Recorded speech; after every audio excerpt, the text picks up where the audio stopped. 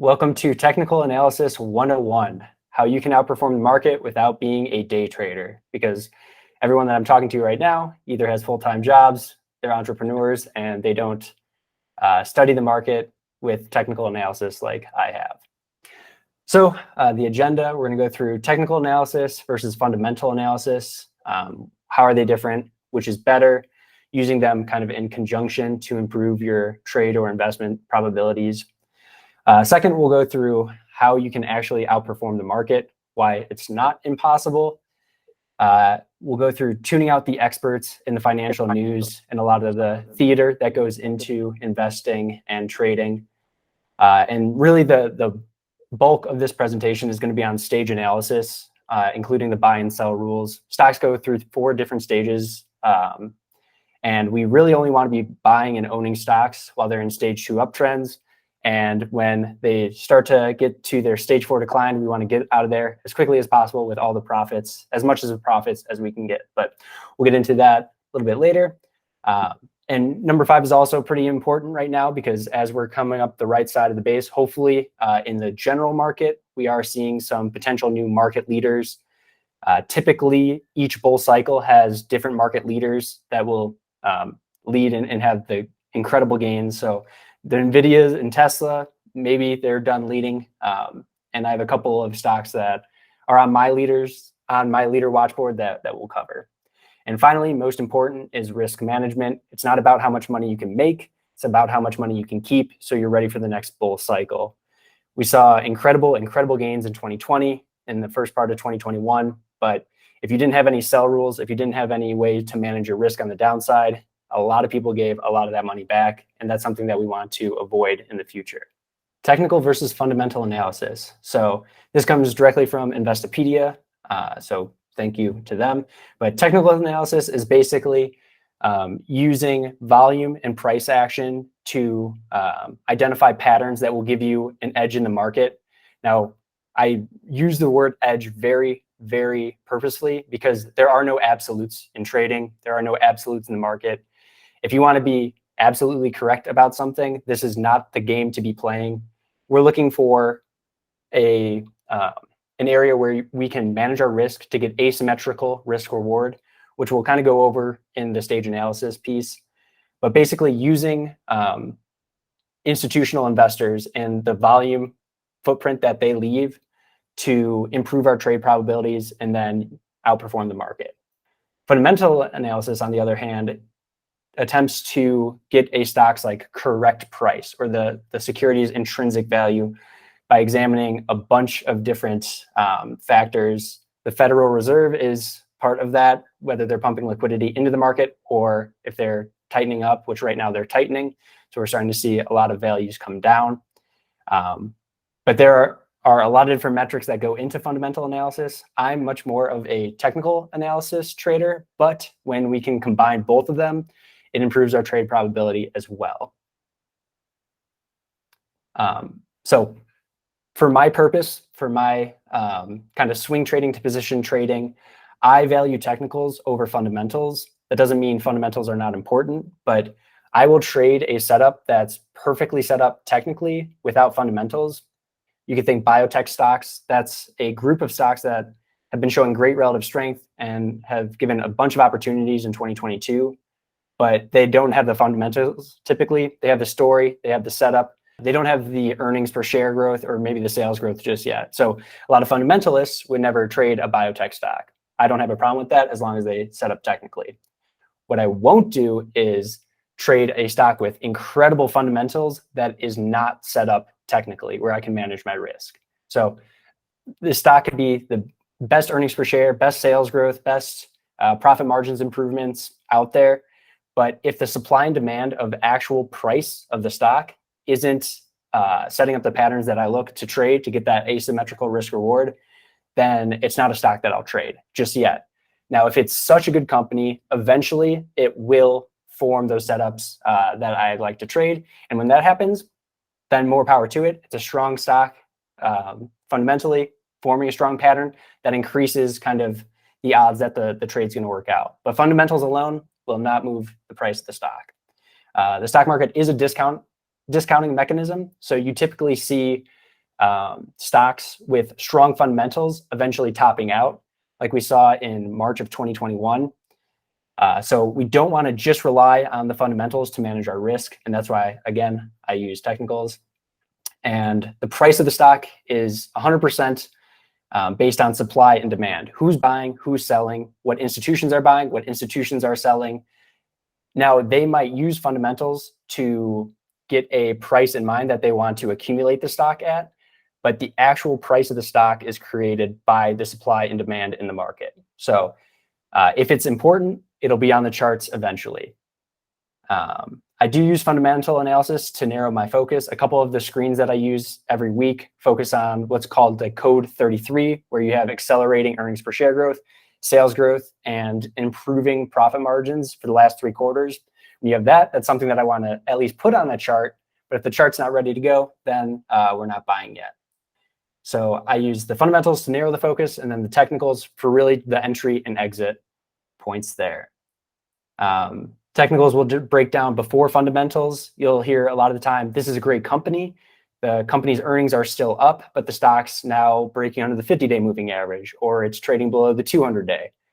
And then 2 quarters later, you'll start to see the fundamentals unravel. But the people with all the information, a lot of the institutional investors will start to sell before the fundamentals start to fall apart. And we can see that on the chart with price and volume. So it's improved risk management if we focus on technicals there. So hedge funds can't beat the market. We always hear this, 75%. I don't know exactly the percentage, but we hear if hedge funds can't beat the S&P 500, why can we? Well, we have an advantage as retail traders or retail investors over hedge funds. We're much less regulated. We have the ability to concentrate our positions. So because we're not managing billions of dollars, we can have our entire portfolio in 3 to 5 names, 5 to 10 names, instead of spreading out that risk over 30 names, 50 names, 60 names. So when we find those market leaders that we really want to focus on, we can concentrate a larger percentage of our portfolio in that. And then if those stocks outperform the market, then we have that concentration. So we're going to outperform the market by concentrating our positions. We also have an ability to go to cash, which some hedge funds, some ETFs do not. I'm not 100% sure on exactly the regulation on that, but at the blink of an eye, as retail traders, at least with my bankroll, I can go to cash very, very quickly without moving the price of the stock, without causing much slippage at all in the stocks. And that was a great benefit in 2022, right when the year turned over, where we saw a lot of the stocks start breaking down under key levels. We started to see the Fed tighten up, increase their interest rates, and the market go into the bear market. I was out of the market very quickly and was able to just step aside while the market sold off until we got some better setups in the market.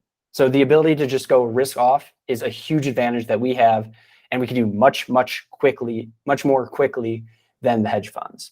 And we don't have any liquidity concerns. This goes back into, we can put 100% of our portfolio in 1 or 2 names. And if it's not working out immediately, then we can scale out or take the position off without moving the price of the stock much, if any. With that liquidity in mind, that liquidity restraint in mind, as your account grows, it does become harder to outperform the market, just because you need to be able to put your money into different stocks. And the larger your account, typically the more liquid stocks that you'll trade. So think like Apple, Nvidia, Google, Tesla, stuff like that, that you're going to be pushing your account in, and it's not going to move the market. You're not going to get slippage on your entries or exits. But with a smaller account, and really by smaller account, I mean less than $10 million, we're not going to have any issues with that unless you're trading a very, very thin name. So retail traders can use technical analysis for both risk management and really to ride institutional trends. This all goes back to liquidity. Institutions have billions of dollars to invest, and they can't do that all at once. And they can't take that money out of investments all at once as well. We can. That's a massive advantage that's overlooked. Yes, they have the information, but if they're going to be putting their money to work, we're going to be seeing it on the chart with the volume that comes in, that institutional type volume. And that's kind of the footprints that they leave. The big volume days, either up or down, is typically when you see institutions making major moves. Now, this could be when institutions are caught off guard with earnings. They can do all the analysis they want on a company's before a company reports earnings, but still, we had Enphase Energy just a couple of weeks ago. They reported earnings. The stock jumped up 22%. It ran another 25%. That post-earnings drift from there up to all-time highs. That was institutions getting caught off guard and then quickly having to build a position. And that's really cool. It causes these spikes in the stock price. Now, because they don't want to put their entire position on and move a stock from 100 to 200 in a couple minutes, they need to buy a little, let the stock calm down, buy a little bit more, let it calm down. And that's really what creates the breakouts, the consolidations, and then the next leg higher that we're trying to capture as either traders or investors in longer term trends. That's the patterns that I put out here. And then the institutional risk appetite is what's going to create what's called stage analysis, which are the 4 stages that we're going to cover in a second here. But basically, once the institutions start to build positions, if those positions continue to work, if they continue to like what they see, they're going to keep adding money to those stocks. Or if they saw earnings that they didn't like, there's a trend changing in the market. Maybe the Fed's quantitative tightening and they're raising interest rates. That's a change in the market environment. Institutions will want to start to scale back risk, and you'll see that as well. Not all at once, but that's what creates the stage analysis that we'll cover next. Quick slide on ignoring the experts. Experts, I put in quotations. Financial news shows are basically the worst things to really tune into. They don't get paid more money to make you money. When you become a millionaire off them, they don't get a dime of that. They get money based on selling advertisements, and that means when they entertain you. When you tune in, when the general masses tune in, they make more ad money.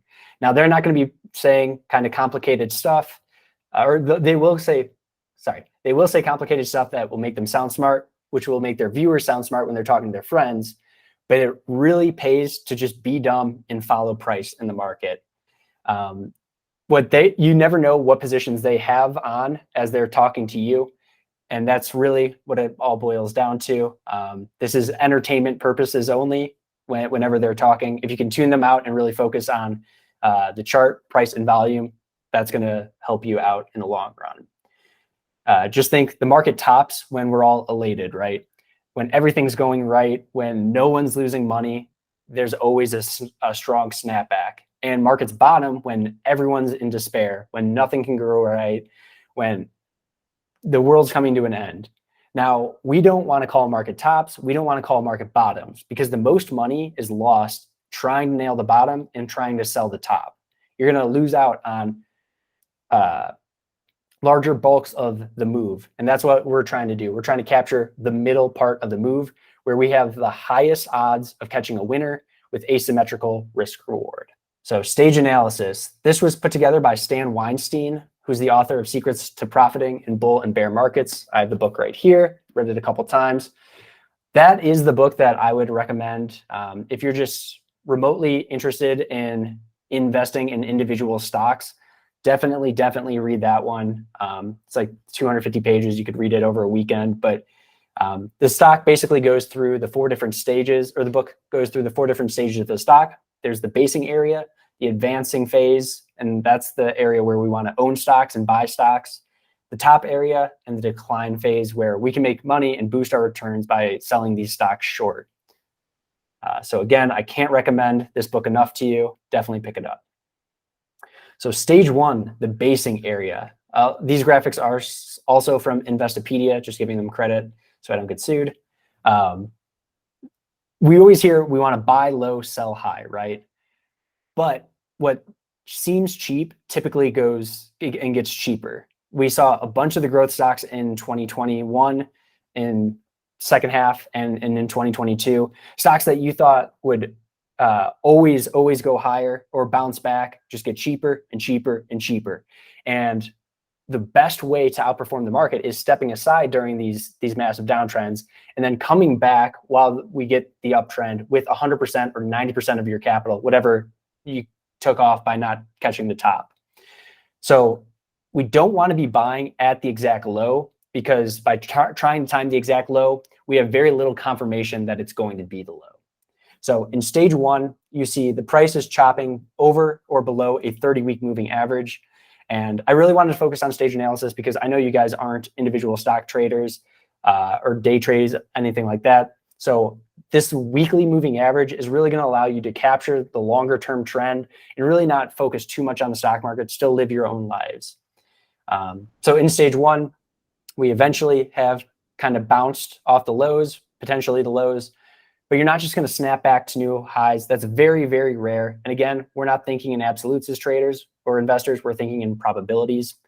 So we get a bounce back rally, and eventually you get the 30-week moving average coming flat, price bouncing back and forth over it.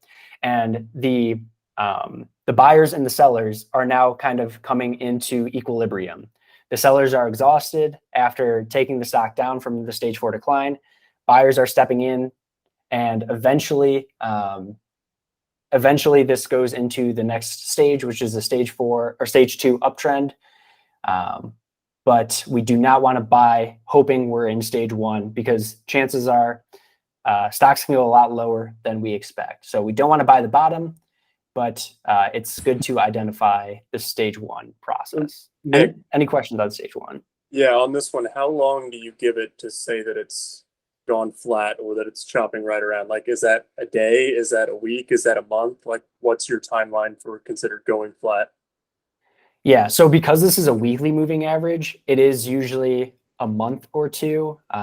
Mark Minervini, the trader who won the 2021 U.S. Investing Championship, in his book, he says he wants to see the 200-day simple moving average, which is right around the 150, close enough for this example. He wants to see that in an uptrend for at least 1 month before the stock gets on his radar for a potential buy.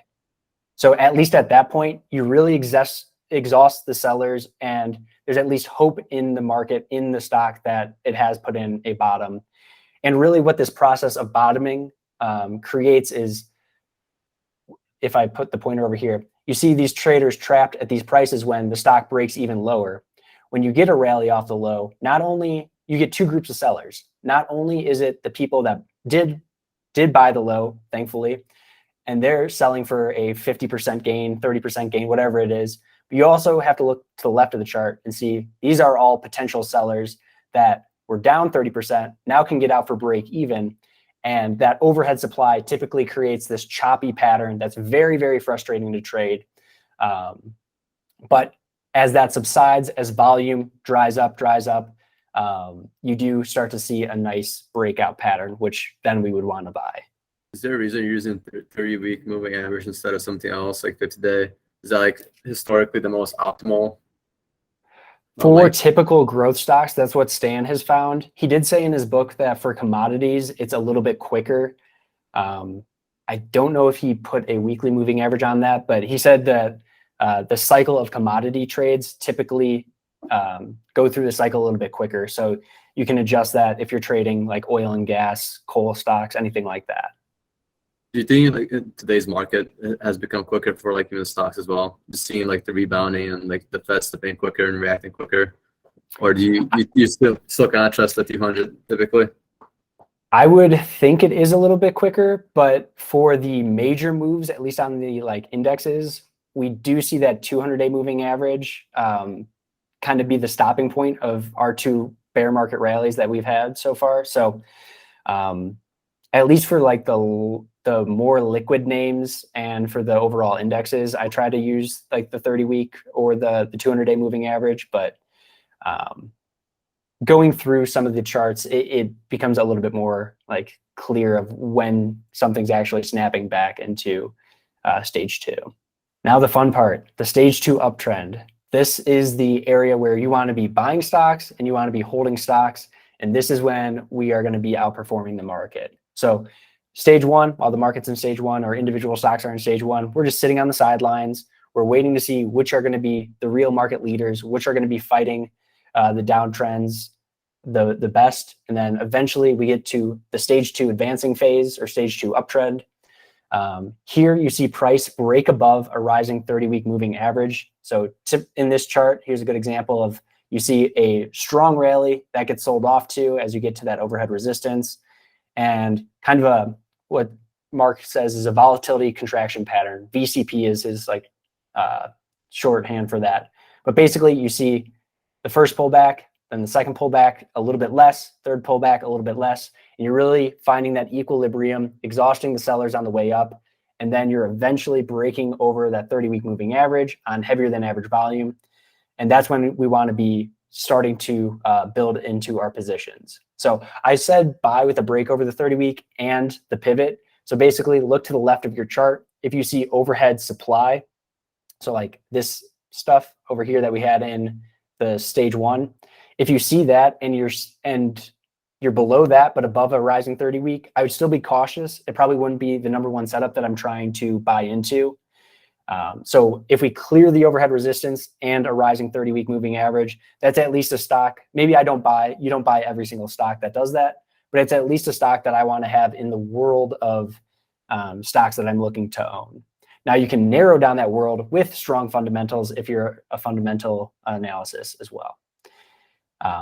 The stage 2 is classified or is identified with higher highs and higher lows. You typically see heavier volume days come on up days, while the pullback days to either the 8-day EMA, the 21 EMA, the 50-day simple moving average. These are 3 key moving averages that stock prices typically pull back to and then find a bid. So when it's pulling back, you want only the day traders, only the short-term swing traders taking profits and selling those positions. Because the big institutions, they know they can't put on their entire position all at once. They can't take it off all at once. So if they're starting a position, they're starting it because they think it's going to be a part of a longer-term uptrend.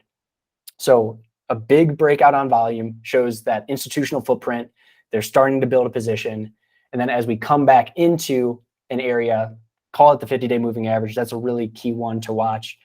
If we come back in on lighter volume, that typically signals that that's more retail traders selling and taking profits. And that's exactly kind of the volume profile that we want to see. Heavy volume up days, low volume down days, and along the way, we want to see higher highs and higher lows. And we'll go through an example of all 4 stages after this. So stage 3, the top area, this is a really frustrating time to be a longer term investor. As a trader, there's enough reasons to get out a little bit quicker. But if you're a long-term investor and you've made 100%, 300%, 500% on the stock, you probably love this company. You love the stock. It's made you so rich. Everything is great at this time. Typically, the Fed is pumping liquidity into the market. Typically, the fundamentals are their absolute best. Everyone that goes on the new financial news shows say this is going to be the stock of the future. Everything is great. So when a stock starts to pull back, you think this is a buying opportunity. Perfect. And along the way, you're going to see those buying opportunities during the stage 2 uptrend. The difference between that, the stage 2 uptrend pullbacks, and the stage 3 topping area pullbacks is going to be both volume and that 30-week moving average. In the stage 2 uptrend, we were seeing pullbacks on lighter than average volume, retail traders just taking profits. In stage 3, you'll typically see a cluster of higher volume selling days where you might gap up and then sell off throughout the day, and you'll see that came on higher than average volume. When you see stocks have multiple days like that, it's something to start to take note of. They're called distribution days on indexes, where the NASDAQ or S&P 500, New York Stock Exchange, if any of those are down more than 0.2% on volume heavier than the previous day, that's called a distribution day. It's kind of just like risk off. Institutions are taking some risk out of the market. So when you see that on individual stocks and you see that happening multiple times, you're starting to see a warning flag there that maybe either the market needs to take a break, this stock is too extended, it needs to take a break, or it's at the end of its run. That's where the other piece of the puzzle comes into place, the 30-week moving average. That will also flatten out, similar to what we saw in stage 1, but it will flatten out going from an uptrend to a downtrend. And like I said, it's really hard to sell stocks in stage 3 because they've made you so much money. You're only hearing good things. But if you tune out the noise, tune out the experts, and just focus on price and volume, you'll start to see the tips that big money is starting to scale out of the position. So you see a gap down here on heavier than average volume. Sometimes that's earnings. And what I really don't like to see, but what's pretty clear that we're in stage 3 is if you start to break under the 50-day simple moving average on heavier than average volume, that's a huge warning sign that we may be quickly going into the stage 4 decline. And it's not a stock that I want to be owning. There's 10,000 stocks in the market. We can pick the very, very best ones. Why would we own a stock that's potentially in stage 3 when there's going to be some stage 2 uptrends out there to enjoy? Now the worst part, where we lose the most money, stage 4 declines. If you take away anything from this presentation, this is the number 1 slide that you need to focus on. Never, ever, ever own a stock in a stage 4 decline, in the decline phase. Stage 4 happens when the price is trading under a declining 30-week moving average. It's the exact opposite of the stage 2 uptrend. It's classified with lower highs and lower lows. And the volume pattern is also switched. You see heavy volume selling, low volume bounce backs, typically to that 50-day simple moving average. That's kind of the guardrails of institutions. So stage 2 uptrend, you see pullbacks to the 50-day, that'll get bought and you'll push higher. The flip side is true for stage 4 declines. They're great short opportunities. If you see low volume rallies up to the 50-day moving average and then a failure there, that's a great place to initiate a short position. But stage 4 declines are brutal. And this was this past year and a half was the first time I've experienced stage 4 declines. And I read about it. Thankfully, I was able to get out of the market before a lot of them happened. But I really didn't understand how brutal they could be. 80% declines, 90% declines are possible. Minervini talks about the 50-80 rule, where 50% of stocks will decline 80% after their market tops. And 80% of stocks will decline 50%. So even the best stocks out there, Tesla down 50%, Nvidia down, I think it was down 65% at its most. So even the ones that we love, that made us the most money, once they get into the stage 4 decline, it's just your risk reward is in the opposite pattern. So we want asymmetrical risk reward in our favor. We will not get that by trading from the long side with stocks in stage 4 declines. It's a great place to make money shorting stocks like you could have done in the early part of 2022 or 2021 if you're shorting the growth stocks that rolled over before the general indexes. But please, if you take anything away from this, do not hold any stocks below a declining 30-week moving average. If they're that great of a company, they will eventually get in a stage 2 uptrend. And that's when you're going to see the easiest time to make money. They're going to be printing new highs over and over again. And that risk reward is going to be in your favor. Once institutions start stepping away, they can't step away all at once. They got to sell, let the stock bounce back, sell, sell, sell. And that's where you're going to see that heavier volume selling and low volume retail kind of bounce backs after the stock's oversold. So when does it switch from stage 4 back to stage 1/2? Like, do you just have to watch the moving average until it flattens out and starts to rise again? Or is there like that literally all your fault? Like, these are the 4 basic principles. So you're just 4 basic principles. Yep. Yeah, that's why. But it could be a year. There's no telling how long that moving average is going to stay. It could be 4 years. And that's why it's so important to get out of stocks in stage 4 decline, because not only are you fighting against the market, the stock itself, you're also wasting time. Investing is all about the time value of money. If we can either take the money, take the risk out of the market, we can win that way. And if we just avoid like kind of time decay, if a stock's in a stage 1, it's going to chop around for 3 months, 4 months, 6 months. That's 6 months that we could be putting that money to work in a stock in a stage 2 uptrend. Kind of the difference between stage 3 and stage 4, and like what I really, really focus on is that break over under the 50-day moving average on higher than average volume. If that occurs and the stock doesn't just quickly recapture that 50-day, you got to be very, very careful at that point. Now, earnings can jump a stock back over that. We can see a stock base out. Tesla was a great example of this. It went from stage 3, looked like it was going to roll over in, I think it was September of 2021, and then had one more push up with going from stage 3 back to stage 2 right away. That's very rare, but when that does happen, it's typically a very quick and very strong stage 2 kind of recapture. So it's always better, again, thinking probabilities, not absolutes. We hoped Tesla would turn it around and rally, which it did. But if you take 10 stocks with those same patterns, only 2 of them are going to really go from stage 3 back to stage 2. So it's better to take your risk out of the market because, again, we're retail. We can do that very easily without impacting the stock price. And then we can get right back in if it does resume its stage 2 uptrend. Let's go to the charts really quick. And since we talked about Tesla, we'll go to that one. We'll change to a weekly chart.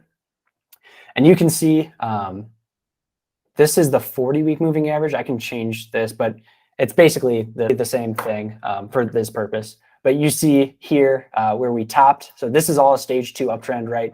Picture this black line is the 30-week. I know it's the 40-week, but we're above the black line, higher highs, higher lows. Volume pattern is good. We do get some consolidation. I think this was in September. Yeah. So September, we pull into the 10-week moving average, still well above a rising 30-week. So still in stage 2, but just creating another base to get some consolidation. The stock got ahead of itself. And as we tighten up here, it creates a nice pivot point. We buy that breakout, and then we get another push. This is where I thought we were going to get into stage 3, stage 4, and really roll over was January and then February of 2021, when most of those like really high growth stocks or high potential growth stocks rolled over hard and started to drop their 70, 80, 90%. Now, Tesla is much stronger, both fundamentally and technically than those. But you can see how we came back to the 30-week moving average, 40-week here, and we traded under it. We traded above it. We're starting to chop back and forth. So this signaled stage 3 to me. But eventually, we broke out of this tight area on above average volume on this day or on that week, and then got into a very quick stage 2, but very powerful, going from what's now 266 up to 400. So about 35%, 40% increase in just 4 weeks. And then eventually we started to roll over here. So very, very infrequently does a stock go from stage 3 back to stage 2. But when it happens, it's usually just for a shorter amount of time, but also very strong. Another stock I wanted to go over here is ROKU. This has really, really great stage analysis here. You can see how vicious the stage 1, or this was stage 4. The COVID crash kind of makes this tough just because how quickly everything came back. But eventually you do kind of base out here. You see the black line go flat. We break out over this consolidation pivot. And then we get into the stage 2 uptrend, just riding that 10-week moving average. This is also the 50-day, 10-week higher, higher, higher. And this is where you as longer-term investors would crush me as a shorter-term swing trader. Because once you got into this stock at 134, you just rode this up, no problems, all the way up to $470. The stock never even touched its 30-week. It barely touched its 10-week. This is easy time, easy money. You're not stressing out. You're just in the right names, flying higher. Then we get the break of the 10-week moving average, and that occurred on higher than average volume here. So this is your first signal. Hey, big warning sign, something's going on. And this happened in February of 2021 when all those growth stocks rolled over. We did eventually push back up, and this kind of shows just how frustrating stage 3 can be because you see a pullback, and as a retail investor, without taking this Trading 101 course, you think the stock's on sale, and then it goes even lower, and then maybe you get stopped out because you can't handle another 40% drop or 30% drop, whatever happened in here. Eventually, it goes right back up to its highs and then starts to fail again on above average volume, breaking under this red line, the 10-week moving average, above average volume. So that's institutions, again, taking risk out of the market. This happened in July. It was one of the earlier growth stocks to really roll. And then once you get under that 10-week, once you get under the 40-week, you see these little rallies with very, very light volume up to those moving averages, that 10-week moving average. But really, just like on the stage 2 uptrend where we were riding it higher, higher, nice and easy. If you were short this, you were just riding it lower, probably taking some profit on the way down. But it would set up again to go short, set up again to go short, set up again to go short, set up again to go short. And these stage 4 downtrends can absolutely wipe out your account, absolutely wipe out your confidence. So if you can avoid this, once you break under that 30-week moving average, declining 30-week, there's no reason to ever hold a stock.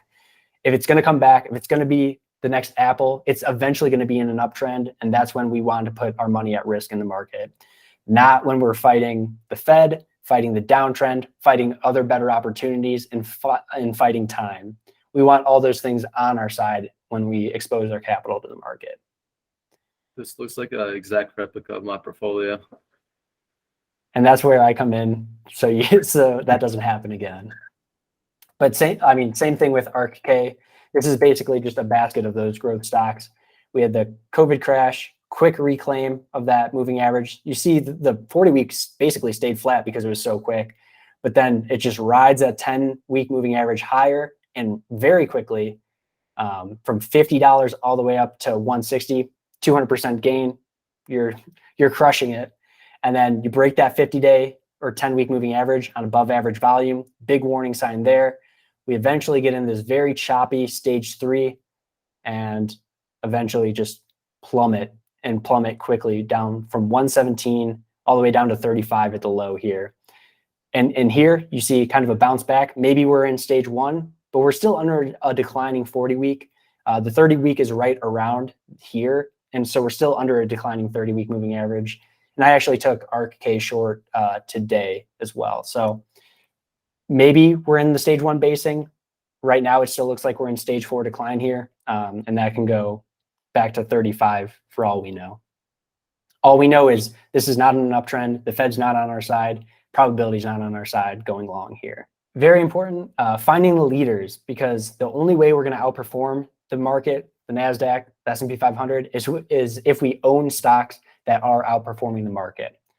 So the number one thing that I look for is called relative strength. And that's really, you take the price of the stock and divide it by the price of one of the indexes. And then you look at that over time. Now, because the strongest stocks in the market, in a stronger market, are typically growth stocks, you're going to have higher beta stocks, which means more volatile moves. So when you're comparing relative strength, don't just think, okay, the market was down 1% today, but this stock is down 3% or 2%. That means this stock is worse. Not necessarily. When we're looking at like pullbacks, whatever the indexes does, I'm looking for the stocks that have pulled back maybe 1.5 to 2 times that amount, not much more, not more than 2 times. Any stocks that pull back less than the indexes and are in that kind of typical growth stock, like tech stocks, those are the ones that you need to really, really laser focus on, because eventually as the market does bottom and start to come up the right side of the base, these stocks will be breaking into new all-time highs either before the market bottoms, as the market bottoms, or within a couple weeks of the market bottoming. And they're not going to be the stocks that led in the previous bull market. They're going to be stocks that you haven't heard of, companies you haven't heard of yet. And that's why it pays to be dumb, follow price. One thing that I look at is I have a scanner that looks at stocks that hit the relative strength new highs each day, and stocks that do that over a longer period of time. Those are the stocks I want to focus on. Also, you can just look at stocks that hit 52-week highs. That's also a great list to just like go through every day, every week or so. You can set it for like weekly candles as well. And the stocks that are consistently hitting all-time highs, those are the stocks that are going to be the easiest to double. And it seems counterintuitive because we've all heard buy low, sell high. But if you're buying low, you have a large amount of overhead supply that makes it very difficult for the stock price to appreciate quickly and without much resistance. If we're putting our money in the market, we want it in the market at the easiest time to make large returns with low amount of risk. So we want stocks with blue skies ahead. No, the only group of sellers is the people selling for profit. We don't want any overhead resistance on the stocks that we're trying to buy. Group strength is also something that I've been focusing on more and more. And this is something that I use MarketSmith for all the time, is you can go and see like ENPH. This is a stock that I've been focusing on. It's in the solar group. And you can see up here, energy and solar, that's the number one strongest group in the market out of 197. So that means for some reason, this is where the best stocks are holding up. So even while the market's selling off, there has to be the strongest group somewhere. Why aren't institutions selling this stock? Why aren't they selling this group when the market's down? Why are they still accumulating? You see heavy volume on this earnings breakout. Institutions are accumulating this stock in other stocks within that group, even while the market's very shaky, very uncertain. There's a reason for that. And those are the types of moves that we want to kind of take note of. And the more we can allocate our capital to the strongest 2 or 3 names in the strongest 2 or 3 groups, the better odds that we have to outperform the market. Because again, we can only outperform the market if we buy stocks and own stocks that are outperforming the market. So by focusing on the strongest stocks in the strongest groups in stage 2 uptrends, we've vastly put the edge in our favor to outperform. Finally, improving fundamentals as we're coming up the right side of bases, as we kind of bottom out in stage 1 in that basing area, when we do make the kind of exact low for the stock price, is typically when the fundamentals are at their worst. So we don't want to be buying in stage 1 because we don't know how long it's going to take to get that nice strong uptrend that we can take advantage of. So you'll typically see fundamentals start to improve before a stock gets into stage 2. So the 3 things that I look for is earnings per share growth, sales growth, and profit margins improvement. And MarketSmith also has that for the last 4 quarters, year over year, right on their chart. So I am sponsored by them, but I do love the platform. It has everything that you're looking for, both fundamentally and technically. And finally, story. If you have a story to the stock, it typically kind of helps the uptrend. So Tesla, everyone was going EV. Even as it was kind of putting in higher highs, you could feel momentum building in the brand that was Tesla. Peloton and Zoom, same type of deals, brand new story. COVID hits, everyone's going virtual, whether work or working out. Kind of work from home theme, which you would have seen in the group strength, rocketed those stocks higher and really put those into focus during 2020. I also track the leaders. So I'm going to do this like every day on my Twitter account now is I have, 12 stocks that are potential leaders in the market. We just saw AEHR, but there's Celsius, Enphase we covered earlier, and then a couple of these other stocks. ON Semiconductor made a new high on Thursday and then started to roll over a little bit with the market. PLAB, lower cap name that you see the wild movements, but this is one that was right near all-time highs before coming back to the 50-day. So if I could track these leaders, because we can concentrate and really focus on the best stocks in the market, I would rather get my kind of risk tolerance of the market from tracking the leaders versus looking at the indexes. Because the indexes, they have all these laggard stocks, all these like very, very liquid, slow movers that the indexes could move lower while these break into new highs because that's what they've been doing previously. So kind of just keeping a track of the leaders. If I see a leading stock start to break down, then I get very, very nervous and kind of take risk off the table. And right now, we just had a really rough Friday, pretty rough day today. We're starting to see some leaders at least wince start to break under their 20-day moving averages. So at this point, as a active trader, I'm 100% cash, except in my Roth IRA, I do have a little bit of Celsius.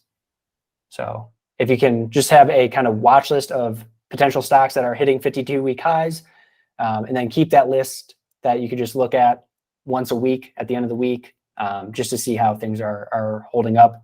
That'll help you kind of see where the market's going to go. And finally, risk management, the most important thing. I saved the best for last. Technical analysis, we hear it's like, Pat would say it's all made up. It's all just lines on a chart.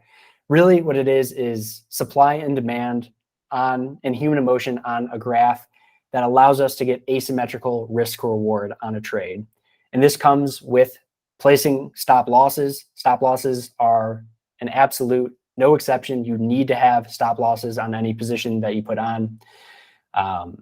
What I would say is at most risk 2% of your total account on any one given trade. That 2% is a combination of your position size and your stop loss. So I go for about 0.5% of my account because I can take very, very tight stops, 3%, 5%, and still size it up 20% of my account. And then if I get stopped out, it's still 1%, anything like that. But talking to you guys, you have, you're working on other things. You want to be in the market every single day of your lives.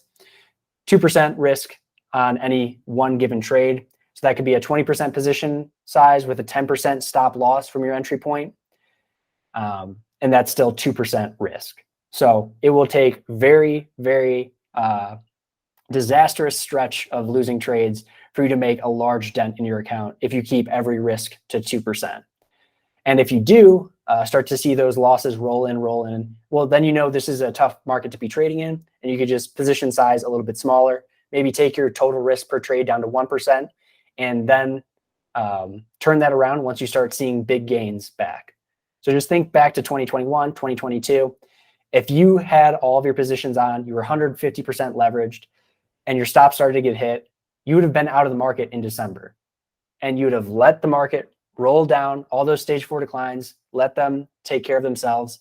And you would just now starting to be taking note of stocks like Celsius, Enphase, and taking those trades with 2% risk. Now, you could still be stopped out, but with a 2% loss, you can just get right back in if the stock sets up again and breaks into new highs where there's clear skies, very little resistance. So on a chart, I really like to try to put my stop losses. Here's here's one that I took today. I like to put my stop losses under a couple of days lows, along with a 5% or up to 10% if you're more of a position trader. So if you can get your stop loss under some moving averages, under some previous days lows, it's less likely to be hit. And if it is hit, it's more likely to actually roll down for an extended period of time. So it's not just you're getting shaken out and then it immediately rips on you. That will happen, but it's less likely if you give the previous week's low a little bit of room to hold there. If you're buying the strongest stocks in a strong market, very, very few are going to stop you out. And if they do, there's going to be other opportunities to jump in. If you get stopped out and you get stopped out and stopped out of your next 3 trades, you have to take that market feedback. You have to know that this is a risk off environment and just size down, maybe tighten up your stops and really stop the bleeding. If you can, the real winners of bear markets aren't the people that went short and made some money because they're typically going to be short on the way up and then take a big beating. It's the people that lose the least amount, especially in your guys' positions. If you lose the least in a bear market, you're going to be ready both financially and emotionally to attack the next bull market. So stop losses. As a trader, I would say 7% is like a really good, either your timing's poor or the market's poor. So 7% is like the max that I would ever put on. 10%, 11, 12% maybe for you guys, whatever that 2% combination is between position size and risk management or your stop loss. And be dumb, follow price. Institutions have to get in with price and volume. You're going to see that in the charts. And then if you're going into a binary event like earnings and you don't have a profit cushion, I just take the position off because at that point we're just flipping a coin, gambling, because all the institutions have all the information that they can take. And then still stocks like ENPH will gap up 18% on 300% of their average volume, and then go another 7% as you get that post-earnings drift. So even institutions that can gather as much information, way more information that you can gather, even they get it wrong and get caught off guard where they need to quickly get into a position. What makes you think that you're going to be able to flip a coin on earnings when you don't have any profit cushion and still have asymmetrical risk reward in your favor? I haven't found a way to do that. I haven't found anyone saying that they've found a way how to do that. It's just a really tough thing to bet on binary events like FDA approvals, earnings, anything like that. We get that asymmetrical risk reward because when we do get an entry in our favor and the stock starts to break out, we can pay for 10 losses with one winner because we have a 5%, 10% stop. And with your longer term trends that go from 130 up to 450, 200% gain, that's going to well pay for multiple attempts to get in the right names. As long as we're focusing on the right names in the right market, you're not going to get stopped out too often. And like I said, if you are, one of those things is off, you got to take your risk down a little bit. But that's that asymmetrical risk reward that as traders, we can get in and out without moving the stock price. That's what makes beating the market very possible for us. Thank you guys for being in my YouTube video. You can follow me on Twitter at Nick Drendel, Instagram, TikTok, all those good things there. So for those of you not on this call, and if you enjoyed this video, please leave a like and subscribe to my channel. I make a breakout watch list video every Sunday morning and other trading related videos like this. If you'd like to be involved in my trading audit series, you can email me at stocktrickswithnick@gmail.com. We'll go through some of your prior trades, go through any of the topics that you want to cover, and then we'll film it for the audience. Thanks for tuning in, and I'll see you guys in the next video.